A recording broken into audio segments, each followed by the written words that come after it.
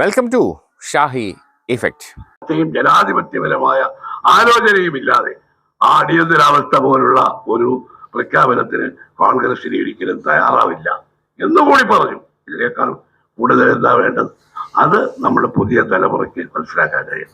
മുരളി പറഞ്ഞത് ഒരു കാര്യം ശരിയാണ്. അടിയന്തരാവസ്ഥയെ കുറിച്ച് സംസാരിക്കുമ്പോൾ നമ്മുടെ കേരളത്തിൽ മാർക്സിസ്റ്റുകാർ വളരെ വാചാലരാകും. നിങ്ങളെ ചിലപ്പോൾ ശ്രദ്ധിച്ചിട്ടുണ്ടാവും, അടിയന്തരാവസ്ഥയുടെ 25ാം വാർഷികം മാർക്സിസ്റ്റ് പാർട്ടി ആഘോഷിക്കും. ഇപ്പൊ 50ാം വാർഷികം വരും. അടിയന്തരാവസ്ഥയിൽ ജയിലിൽ കിടന്ന പഴയ SFIക്കാരുടെ കൂട്ടായ്മ, DYFIക്കാരുടെ കൂട്ടായ്മ, അവർക്ക് സ്വീകരണം, അവിടെയൊക്കെ പ്രസംഗം ഇന്ദിരാഗാന്ധി ഏകാധിപതിയാണ്.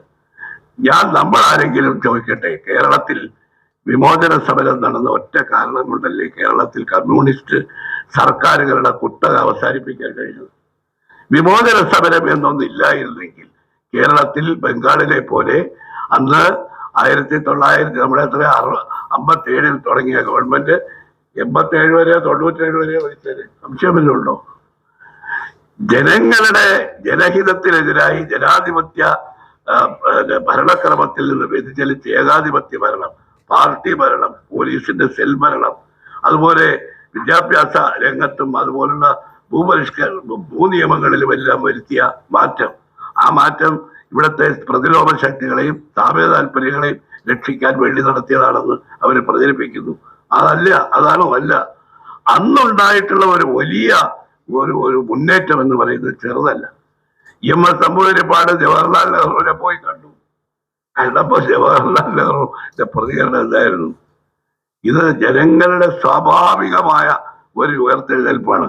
സ്വകാര്യ സംഭാഷണത്തിൽ നെഹ്റു EMSനോട് ചോദിച്ചു, പല പത്രങ്ങളിലും, ഇത്രയും ജനങ്ങളെ ഈ ചുരുങ്ങിയ കാലം കൊണ്ട് ഇതുപോലെ സർക്കാരിനെ എതിരാക്കാൻ താങ്കൾക്ക് കഴിഞ്ഞ കഴിവിനെ ഞാൻ അഭിനന്ദിക്കുന്നു.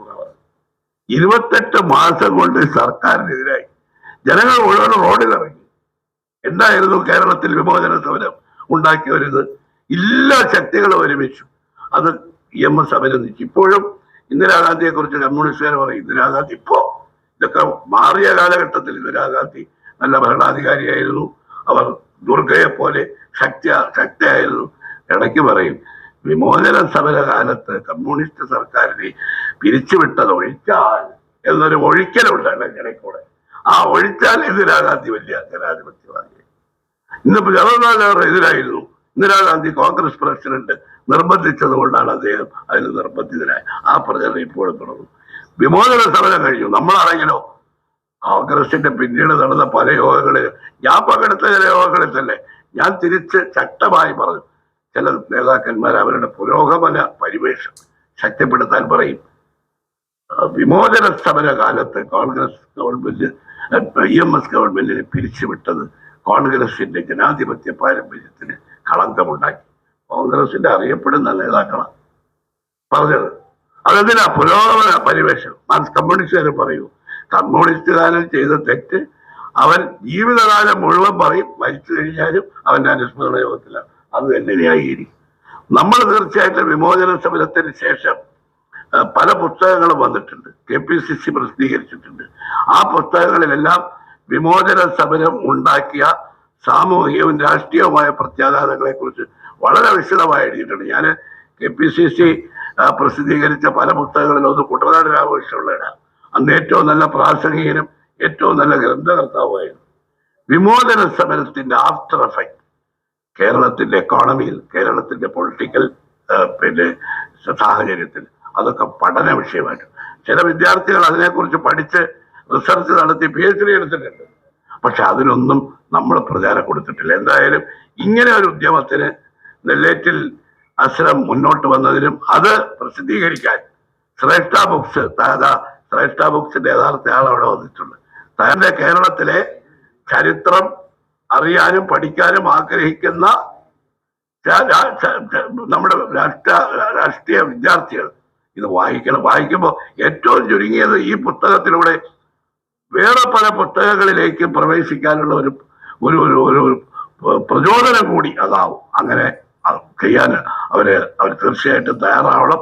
ഒരു കാര്യം കൂടി പറയുന്നു, അടിയന്തരാവസ്ഥ പ്രഖ്യാപിച്ചപ്പോ ഈ സോണിയാഗാന്ധിയെ കുറിച്ച് റെഡ് സാരീസ് എന്ന് പറഞ്ഞ് ഇന്ദിരാഗാന്ധിയും സോണിയാഗാന്ധിയെ കുറിച്ചൊരു ഒരു വിദേശ പത്രപ്രവർത്തകർ എഴുതിയ ഒരു പുസ്തകമുണ്ട്. അതിൽ പറയുന്നുണ്ട്, ഇന്ദിരാഗാന്ധിക്ക് വീട്ടിൽ വന്നപ്പോൾ, അതാണ് കോൺഗ്രസ് പാർട്ടിയുടെ ജനാധിപത്യ സ്വഭാവം പറയാൻ, വീട്ടിൽ വന്നപ്പോൾ വീട്ടിൽ അവർ ഒരുമിച്ചിരുന്ന മക്കളുമായി ആഹാരം കഴിക്കുന്ന അവസരത്തിൽ ഇന്ദിരാഗാന്ധി ചോദിക്കും. അന്ന് രാജീവ് ഗാന്ധി ഇന്ത്യൻ എയർലൈൻസിലെ പൈലറ്റാണ്. സോണിയാഗാന്ധി രാഷ്ട്രീയം പറയാറില്ല. സഞ്ജയ് ഗാന്ധി സജീവമായ രാഷ്ട്രീയത്തിലാണ്. അപ്പൊ അവിടെ പറഞ്ഞപ്പോ സഞ്ജയ് ഗാന്ധി ഇതെല്ലാം ആദ്യ സ്പീഡിലാണ്, ഇതൊന്നും പോരാ. അദ്ദേഹമാണ് ഡൽഹിയിലെ നമ്മുടെ ബുൾഡോസറൊക്കെ ഇറക്കിയത്. അപ്പൊ ഈ അടിയന്തരാവസ്ഥയിലെ എക്സസ് ഉണ്ടായതിൽ സഞ്ജയ് ഗാന്ധിയുടെ പങ്ക് നമ്മളെല്ലാം പലപ്പോഴും പഠിച്ചിട്ടുള്ള വ്യത്യസ്തമായ അഭിപ്രായം പറഞ്ഞതാരാണ്? രാജീവ് ഗാന്ധി. രാജീവ് ഗാന്ധി ഒരു അനുഭവം പറഞ്ഞു. അദ്ദേഹത്തിന്റെ കോ പൈലറ്റുകളെല്ലാം അദ്ദേഹത്തോട് പരാതി പറഞ്ഞു. കാരണം ഡൽഹിയിൽ വിമാനം ഓടിക്കാൻ വരുന്ന പൈലറ്റുമാരൊക്കെ കൃത്യസമയത്ത് എയർപോർട്ടിൽ എത്തണമല്ലോ. അവരവർ താമസിക്കുന്ന സ്ഥലത്ത് നിന്ന് വരികയായിരുന്നു. അടിയന്തരാവസ്ഥ കാലമാണ്. പ്രധാനമന്ത്രിയോ ഗവർണറോ കേന്ദ്രമന്ത്രിയോ ആരോ പോകുന്നു. മണിക്കൂറുകളോളം റോഡിൽ ബ്ലോക്കാണ്. രാജീവ് ഗാന്ധി അടക്കമുള്ള പൈലറ്റുമാർ ബോംബെയിൽ വിമാനം കൊണ്ടുപോയി തിരിച്ച് വിമാനത്താവളത്തിലേക്ക് എത്താൻ രാജീവ് ഗാന്ധി 2 മണിക്കൂർ ബ്ലോക്കിൽ കിടന്നു. അദ്ദേഹം പറഞ്ഞു ആ വിമാനം ക്യാൻസൽ ചെയ്തു. അമ്മയോട് പറഞ്ഞു ഇതൊന്നും ശരിയല്ല. അദ്ദേഹം അമ്മയോട് പറഞ്ഞു. അപ്പൊ അവർ മറുപടി ഒന്നും പറഞ്ഞില്ലെങ്കിലും അടിയന്തരാവസ്ഥ പിൻവലിക്കുന്നതിന് ഏതാനും ദിവസങ്ങൾക്ക് മുമ്പാണ്. അപ്പൊ സ്വന്തം വീട്ടിലുള്ള ക്രിറ്റിസിസം പോലും അവർ ഉൾക്കൊള്ളാൻ തയ്യാറായി. അതിന്റെ ഫലമായിട്ട് തന്നെയാണ് 77-ൽ അവർ അടിയന്തരാവസ്ഥ പിൻവലിച്ചത്. അടിയന്തരാവസ്ഥ പിൻവലിച്ച് പിന്നീട് നടന്ന ഇന്ദിരാഗാന്ധിയുടെ പ്രവർത്തനങ്ങളാണ് ഇന്ദിരയെ വിളിക്കൂ, ഇന്ത്യയെ രക്ഷിക്കൂ എന്ന മുദ്രാവാക്യം വിളിച്ചപ്പോൾ ജനങ്ങൾ അണിനിരക്കാൻ കാരണം. അടിയന്തരാവസ്ഥയെ ന്യായീകരിക്കുന്ന ജനവിധി അല്ലാതെങ്കിൽ പോലും അടിയന്തരാവസ്ഥയിലൂടെ ഇന്ദിരാഗാന്ധി ജനാധിപത്യത്തിന് എന്തെങ്കിലും അവരുടെ ഭാഗത്ത് നിന്ന് ഒരു തെറ്റുണ്ടായിട്ടുണ്ടെങ്കിൽ പിന്നീടുള്ള പ്രവർത്തനങ്ങളിലൂടെ അവർ അത് തിരുത്തി എന്നുള്ളതിന് ഒരു ജനങ്ങളുടെ തുറന്ന സമ്മതമാണ്. ഇവിടെ അതാണ്. വിമോചന സമരം കഴിഞ്ഞു 1960-ൽ തെരഞ്ഞെടുപ്പ് നടന്നു. വിമോചന സമരം നയിച്ചവരാണ് അവിടെ ഐക്യമുന്നണിയായി മാറിയത്.